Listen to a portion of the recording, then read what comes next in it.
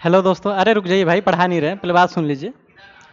कई दिनों से एक टॉपिक चर्चा में बना हुआ है। जब से भी बजट आया है तब से एक बात चर्चा में बनी हुई है कि मिडिल क्लास लोगों के लिए बजट में कुछ नहीं मिला है।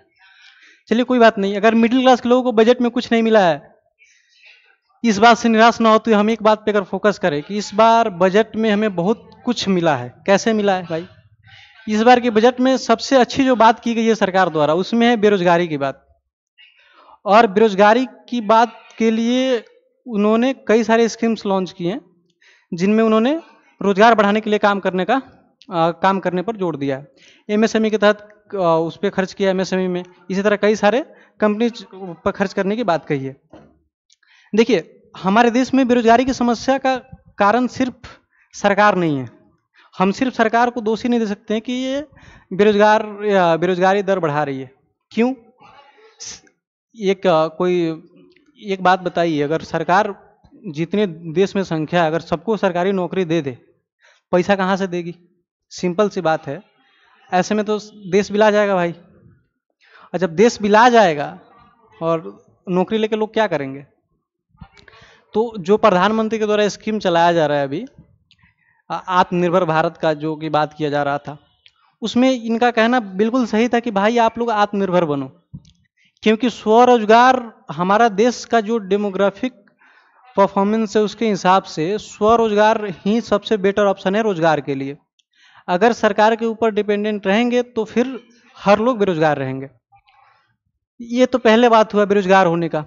और दूसरी बात ये देखिए, अगर जब प्रधानमंत्री की योजना आई थी आत्मनिर्भर भारत, तो इसमें कई सारे लोग मजाक बनाए थे इनका कि प्रधानमंत्री क्या बोल रहे हैं। भाई प्रधानमंत्री तो बोल रहे हैं कि आप पकौड़े बेचो। उनका एक एग्जाम्पल था भाई, पकौड़े बेचो, लेकिन उनका ये मकसद नहीं था कि आप पकौड़े बेचो। और इसकी कई सारे एग्जाम्पल्स भी आपको मिल जाएंगे। देख लीजिए आज कितने चाय वाले फेमस हो गए हैं अपने रोजगार करके। इसी तरह बड़ा पाव वाली एक लड़की भी फेमस हो गई है। अभी हमारे ये एक और चाय वाले जो पतले पतले करके हैं, क्या बोलते हैं उनको, देखिए उनका नाम याद नहीं आ रहा, लेकिन हाँ डॉली चाय वाला, वो डॉली चाय वाला बोल रहे, वो भी फेमस हो गया चाय बेच के। बताइए। फिर अब इसमें कुछ लोग कहेंगे कि भाई देश में तो सिर्फ चाय वाले की चल रही है। चले क्यों ना, चाय वाले की इसलिए चल रही है क्योंकि वो मेहनत कर रहे हैं। हाँ, लेकिन एक बात है, जब भी आप बात कीजिए, कुछ बुद्धिजीवी लोगों का क्या कहना होता है, कुछ बुद्धिजीवी लोगों का कहना होता है कि देश में बेरोजगारी बहुत ज्यादा है और इसका कारण सरकार है। लेकिन ये बात कभी नहीं ध्यान देते हैं, ये बात पर कभी ध्यान नहीं देते कि भाई जो सरकार के द्वारा मुफ्त योजना आप ले रहे हैं, वो भी तो एक वजह हो सकती है बेरोजगारी की। बेरोजगारी की वजह कैसे हो सकती है भाई? सबसे पहले ये बात समझिए, हम अपने देश में, अपने समाज में सभी लोगों को इस बात के लिए राजी नहीं कर सकते कि भाई आप सरकार की मुफ्त योजनाओं को लेने से अस्वीकार करो, मुफ्त योजनाओं का लाभ नहीं उठाइए। क्यों? क्योंकि बहुत सारे लोग हैं जो सच में उनको उसकी जरूरत है। लेकिन एक बात ध्यान में रखिए, जब तक सरकार मुफ्त की योजनाएं बांटती रहेगी तब तक महंगाई कम नहीं होने की है। क्यों? क्योंकि सरकार जितनी भी मुफ्त की योजनाएं बांटती है ना, उसके पैसे आपके अकाउंट से जाते हैं। अकाउंट से नहीं जाते हैं, आपके द्वारा पे किए जाते हैं। आप जो टैक्स देते हैं, जीएसटी भरते हैं, ये सारी की वजह से आपको इस सभी माध्यम से सरकार आपसे पैसे ले लेती है। अगर आपको लग रहा है कि सरकार अपने पॉकेट से आपके ऊपर खर्चा करती है, आपको मुफ्त योजना देती है, आपको सब्सिडी देती है, तो ये बिल्कुल ऐसा नहीं है। अब आप एक एग्जाम्पल के तौर पर समझ लीजिएगा कि बताइए, ये 1 जुलाई 2017 को जीएसटी लागू हुआ था हमारा। GST, goods and services tax. देखिए 2017 से पहले हमारे देश में एक टैक्स चलता था वैट, जो राज्य सरकार लगाती थी, यानी वैट टैक्स चलता था पहले, वैल्यू एडिड टैक्स। लेकिन उस टैक्स से दिक्कत आने लगी, जिसकी वजह से केंद्र सरकार ने ये कहा कि चलो हम क्या करते हैं कि ये जितने सारे टैक्स लगते हैं हमारे देश में, सब टैक्स को एक कर देते हैं और हम उसे जीएसटी नाम देते हैं। लेकिन इसमें एक दिक्कत आई। दिक्कत क्या आई? दिक्कत यह आई कि राज्य सरकार के पास जब केंद्र सरकार पहुंची तो केंद्र सरकार कही कि भाई हम चाहते हैं कि सभी टैक्स को एक साथ मिला लिया जाए। तो क्या आप अपना टैक्स मेरे साथ साझा करोगे, मिलाओगे? तो राज्य सरकार का कहना क्या था कि ठीक है भाई, हम आप कह रहे हो तो मैं तो मिला लूंगा टैक्स। लेकिन एक बात बताइए, अगर हमें टैक्स की वजह से नुकसान होएगा, यानी कि अभी राज्य सरकार क्या है, केंद्र सरकार बोल रही है कि आप अपना टैक्स मिलाकर सभी टैक्स को एक बराबर कर देते हैं, यानी कि वन नेशन वन टैक्स की बात कर रहे हैं, वन नेशन वन टैक्स। लेकिन इसमें बात समझिए, जो स्टेट को टैक्स मिलता था, अगर एक नेशन एक टैक्स हो जाएगा, नहीं जीएसटी तो वसूल करेगी केंद्र सरकार, और जब केंद्र सरकार जीएसटी वसूल करेगी तो जो टैक्स पहले स्टेट लेता था उसको तो नहीं मिल पाएगा। समझिएगा बात। अच्छा, उसको टैक्स नहीं मिल रहा है, ठीक है, लेकिन इससे राज्य को नुकसान है, तो राज्य क्या कहेगा? राज्य कहेगा भाई मुझे तो जो नुकसान हो रहा है वो कहाँ से आएगा, उसकी भरपाई कौन करेगा? तो इसमें देखिए केंद्र सरकार क्या कहती है कि देखो आप टैक्स को मेरे साथ मिला लो, और टैक्स मिला लो, उसके बाद आपको जो भी नुकसान होएगा हम अगले 5 साल तक उस नुकसान को हम पूरा करेंगे। ये केंद्र सरकार बोलती है राज्य सरकार से कि अगले 5 साल तक आपको जितना भी नुकसान होगा उस नुकसान की भरपाई हम करेंगे, और 100% करेंगे। इसका मतलब ये था कि अगर राज्य सरकार को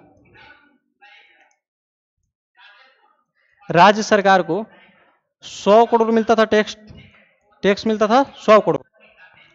अगर मान लीजिए कि 2017 में 100 करोड़ मिलने वाला था, और जीएसटी आने के बाद यानी 2018 में मान लीजिए कि इसको 40 करोड़ नहीं मिल पाया, यानी कि इसको 60 करोड़ का नुकसान हुआ। तो केंद्र सरकार क्या बोलती है कि आपको जो 60 करोड़ का नुकसान हुआ है इसकी भरपाई हम करेंगे, हम उतना देंगे आपको, इसके लिए आपको टेंशन नहीं लेना है। तो राज्य की भी सहमति बन गई कि चलो ठीक है, हमें जब भरपाई मिल ही रही है तो हम मिला लेते हैं सभी टैक्स एक साथ। अब टैक्स मिलाने के बाद सभी कुछ ठीक चल रहा था, क्योंकि देखिए 2017 में जीएसटी लागू हुआ है, और केंद्र सरकार क्या बोली कि 2022 यानी 5 साल तक ये भरपाई करेगी। ये 2019 तक सब ठीक चल रहा था, लेकिन ट्विस्ट तब आता है जब 2019 20-21 में आ जाता है कोरोना महामारी। अब जब कोरोना महामारी आता है तो इसमें क्या होता है कि हमारा अर्थव्यवस्था चला जाता है मंदी में, लोग सामान खरीदते नहीं है, घर से बाहर निकलते नहीं है, जीएसटी कलेक्शन होती नहीं है। अब इसमें क्या होता है कि सरकार नुकसान में जाने लगती है, केंद्र सरकार नुकसान में जाने लगती है। अब बताइए, सबको ये सोच रहा था कि चलो अब नुकसान में गए हैं तो हम राज्य को कहाँ से पे करेंगे, लेकिन राज्य सरकार को इससे क्या मतलब? राज्य सरकार क्या कहना है कि आपने हमसे ये वादा किया है कि हमें जितना नुकसान होगा आप अगले 5 साल तक उसे भरोगे, तो हमें तो चाहिए। तो जो हमारी फाइनेंस मिनिस्टर है निर्मला सीतारमन जी, उनके पास राज्य सरकार पहुंचती है और बोलती है कि हमें जो नुकसान हुआ है आप दो, हमें तो चाहिए ना भाई, आपको पैसे मिले नहीं मिले उससे हमें क्या मतलब है, हमें तो नुकसान हुआ है, आप जो नुकसान हुआ है हमें दो।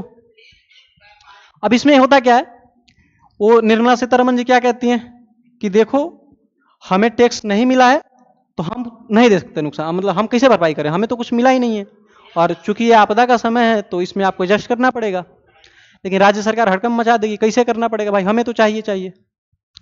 तो बहुत मुश्किल खड़ा हो जाता है, इसमें अब दिक्कत होने लगता है। तो अब ऑप्शन ये बचता है हमारे फाइनेंस मिनिस्टर के पास कि चलो एक काम करते हैं, पैसा तो मेरे पास है नहीं, केंद्र सरकार क्या कहती है पैसा तो है नहीं, ऐसा करो तुम, राज्य सरकार को बोलती है कि ऐसा करो तुम जाके आरबीआई से उधार ले लो। क्या करो, आरबीआई से जाके उधार ले लो। अब बात यहां आता है कि राज्य सरकार बोलती है भाई पैसा आपको देना है और उधार हम लें, ऐसा क्यों, हम क्यों उधार लें? वो कह रही है, केंद्र सरकार क्या बोल रही है कि आप आरबीआई से उधार ले लो, उसकी भरपाई हम कर देंगे, यानी कि आरबीआई को पैसे हम चुका देंगे। तो राज्य सरकार कह रहे हैं कि पैसा आपको लेना है, उधार आपको चुकाना है, तो हमें क्यों बोल रहे हो लेने के लिए उधार, आप खुद लो, आप खुद लेके दो, हमें क्यों बीच में पड़ना। तो इस पे निर्मला सीतारमन जी कहती हैं कि देखो अगर उधार हम लेंगे, केंद्र सरकार उधार लेगी, तो देश में हमारा बजटीय घाटा होगा, राजस्व घाटा में ज़्यादा बढ़ जाएगा, जिससे अर्थव्यवस्था की स्थिति ठीक नहीं लगेगी, बाहर में इसकी प्रभाव ठीक नहीं पड़ेगा। तो फिर हमारे चंद्रबाबू नायडू जी और नीतीश कुमार जी बोलते हैं हमें विश्वास ना है, हमको आप लिखित में दीजिए। ऐसे वो बोलते नहीं है, मतलब सारे राज्य मिला के बोलते हैं कि हमें लिखित चाहिए भाई, हम कैसे विश्वास करें, आप अगले दिन पलट जाओगे कि हम नहीं पेमेंट करेंगे तो हम कहाँ से देंगे। तो लिखित लेके जाते हैं वहां से, और उन्होंने उधार ले लिया, कहाँ से, आरबीआई से। आरबीआई से 2.69 लाख करोड़ ये आरबीआई उधार लेता है, सॉरी राज्य सरकार उधार लेती है आरबीआई से, ठीक है। अब देखिए यहां ट्विस्ट क्या है, समझिए। इतना उधार चुकाना किसको है? केंद्र सरकार को, केंद्र सरकार को चुकाना है। अब जैसे 2022 आता है, 2022 आते आते अब केंद्र सरकार द्वारा जो वादा किया गया था कि हम राज्य सरकार को अगले 5 साल तक जो भी जीएसटी के तहत उनको क्षतिपूर्ति होगी उसकी भरपाई हम करेंगे, लेकिन 2022 के बाद तो नहीं करेगी। तो अब जैसे 2022 आता है, खत्म होने वाला होता है, तो सारे राज्य सरकार दौड़े दौड़े पहुंचते हैं हमारे ताई जी के पास, वहीं निर्मला सीतारमण जी के पास, और क्या बोलते हैं कि देखो आप ऐसा करो कि ये जो भरपाई आप हमें दे रहे थे 5 साल तक, इसे आप 5 साल और बढ़ा लो। सभी जाके रिक्वेस्ट करते हैं। निर्मला सीतारमण जी बोलते हैं कि चलो 2026 तक हम सेस एंड सरचार्ज को बढ़ाते रहे। सेस एंड सरचार्ज अभी बताते हैं सेस सरचार्ज क्या होता है। सभी राज्य खुश, चलो बढ़ गया घंटा बढ़ गया, कुछ हो नहीं बढ़ा है। ये सेस एक उपकर है, देखिए क्या बढ़ाई गई है, ये उपकर है, उपकर। तो जब राज्य सरकार जाती है कि बोलती है कि देखो भाई हमने आपकी जो भरपाई करनी थी वो नहीं बढ़ाया, मैंने सेस और सरचार्ज को बढ़ाया है। देखिए ये ऐसा एक कर होता है जो विशेष परिस्थिति में लगाया जाता है, यानी विशेष परिस्थिति में केंद्र सरकार द्वारा लगाया जाता है। क्या मतलब है विशेष परिस्थिति में लगाया जाता है? जैसे ये जो 2.69 लाख करोड़ रुपीज थी, इसको भरपाई करनी थी केंद्र सरकार को। अब वो कहाँ से लगी? केंद्र सरकार अपने पॉकेट से तो देने की नहीं है, अब वो कहीं ना कहीं किसी न किसी माध्यम से वसूलेगी। कैसे वसूल रही है देखिए, ये बोलती है कि हम सेस और सरचार्ज को लगाएंगे उन पे, यानी कि सेस सरचार्ज जो होता है कि मान लीजिए कि जिनकी इनकम 30 लाख है, ठीक है, 30 लाख, तो मान लीजिए कि वो 28% मान के चलते हैं कि 28% वो क्या दे रहे हैं टैक्स दे रहे हैं। लेकिन अगर 30 लाख से ऊपर हो रहा है, अगर 30 लाख से प्लस इनकम हो रहा है, तो जितना इनकम होगा 30 लाख से प्लस, उस पर 15% और देना पड़ेगा, यानी कि कर के ऊपर भी कर देनी पड़ेगी, टैक्स के ऊपर भी टैक्स देना पड़ेगा। यही है शेष उपकर। अब ये समझिए ये पैसे कहां से आ रही है? जनता के पास से। टैक्स तो जनता ही भरती है भाई। और ये शेष और सरचार्ज क्यों बढ़ाया गया?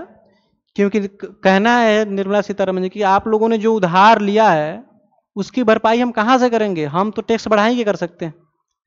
तो अब समझिए हुआ राज्य को नुकसान, देना था केंद्र सरकार को, लेकिन केंद्र सरकार ली कहां से? आपके पॉकेट से। तो एक बात साफ हुई कि सरकार अपने पास से तो पैसे खर्च नहीं कर रही है, जो भी पैसे है उसके सोर्स आप ही और हम हैं, आप और हम हैं। और उसके बाद हम बात करते हैं कि बेरोजगारी की। बेरोजगारी की सबसे बड़ी वजह यह भी है कि हर किसी को सरकारी नौकरी ही चाहिए, और सरकारी नौकरी ही चाहिए, और पूरी तरह से अगर बात करें तो लगभग 2% ही सरकारी नौकरी दे सकती है सरकार। फिर ये 98% लोग कहां जाएंगे भाई? अगर सरकार सिर्फ 2% नौकरी दे सकती है तो फिर 98% लोग कहां जाएंगे? वो बेरोजगार रहेंगे। अगर इसको लेके सरकार आत्मनिर्भर भारत योजना बना रही है या फिर और सारी योजनाएं चला रही है, तो फिर क्या दिक्कत है भाई? आपको स्वरोजगार उत्पन्न करना पड़ेगा अगर बेरोजगारी खत्म करनी है तो। आप नौकरी देके बेरोजगारी खत्म नहीं कर सकते, ये बात ध्यान रखें। और ये जो जनता बोलती है ना महंगाई, जब तक आप फ्री का राशन लेना बंद नहीं करोगे, जब तक आप फ्री का योजना लेना बंद नहीं करोगे, महंगाई नहीं कम होने वाली। महंगाई कम करने के लिए सिर्फ सरकार जिम्मेवार नहीं है। और एक और बात समझिए, इकोनॉमिक्स में, अर्थव्यवस्था में कभी भी ये सही नहीं माना जाता है कि सरकार मुफ्त की कोई भी चीज बांटे। मुफ्त की चीज इसलिए बांटती है सरकार ताकि उसके वोट बैंक बने, नहीं तो सरकार को खर्च कहां करनी चाहिए? उनको खर्च करनी चाहिए कैपिटल फॉर्मेशन में, कैपिटल फॉर्मेशन में। और ये खर्च सबसे ज्यादा अच्छा माना जाता है हमारी इकोनॉमी के लिए। लेकिन सरकार जानबूझ के खर्च करेगी मुफ्त की योजनाओं में, ताकि लोगों को वो ये कह सके कि भाई हम आपको मुफ्त की योजनाएं बांट रहे हैं। लेकिन इन्हें ये पता नहीं है कि ये मुफ्त की योजना जो चलाए जा रहे हैं इसके भी पैसे आपके पॉकेट से लिए जा रहे हैं। और आपको ये बात समझना पड़ेगा, ऐसे बेरोजगारी बेरोजगारी और महंगाई चलाने से काम नहीं चलेगा। आप 5 केजी राशन के लिए कुछ भी कर सकते हैं, वोट दे सकते हैं, आपको देश की स्थिति नहीं दिखती है। लेकिन ये बात आपको समझना पड़ेगा कि हम जब तक मुफ्त की योजना लेना बंद नहीं करेंगे, महंगाई और बेरोजगारी ऐसे ही रहने वाली है। तो इसका वजह ये भी है कि मुफ्त की योजना चल रही है और भारी मात्रा में चल रही है। फिर कुछ लोग कहेंगे भाई जो मुफ्त की योजना चलाई जा रही है, इसके पीछे एक एग्जाम्पल लेते हैं पीडीएस का। पीडीएस यानी public distribution system, public distribution system. अब इसके तहत सरकार राशन बांटती है लोगों को, इसके तहत सरकार राशन बांटती है लोगों को, और उसके लिए पैसे बहुत कम रखती है। अब तो शायद पैसे भी रखना खत्म कर दे, अब तो फ्री में ही दे रही है सरकार राशन। लेकिन ये बताइए, अगर हम ये बोले कि कोई अगर अर्थशास्त्री है तो क्या इसको सही मानेगा? नहीं मानेगा, बिल्कुल नहीं मानेगा। वो कहेगा कि आप जितने भी मुफ्त योजनाएं चला रहे हो, इसके बदले में आप ऐसा कुछ बनाओ, इंफ्रास्ट्रक्चर बनाओ, कोई ऐसा डेवलप करो, फैक्ट्री डेवलप करो जिससे उन लोगों को रोजगार मिल सके। हम एक बात आपसे पूछते हैं, आप समझिए, हम 10 साल तक किसी को फ्री में बैठा के खिलाएं, या फिर उसको 1 साल में या फिर 2 साल में उसको खुद कमा के खाने लायक बना दें, इस दोनों में से कौन बेहतर होगा? जो 10 साल तक बैठ के खाएगा वो 11वें साल से क्या खाएगा भाई, अगर सरकार देना बंद कर देगी तो?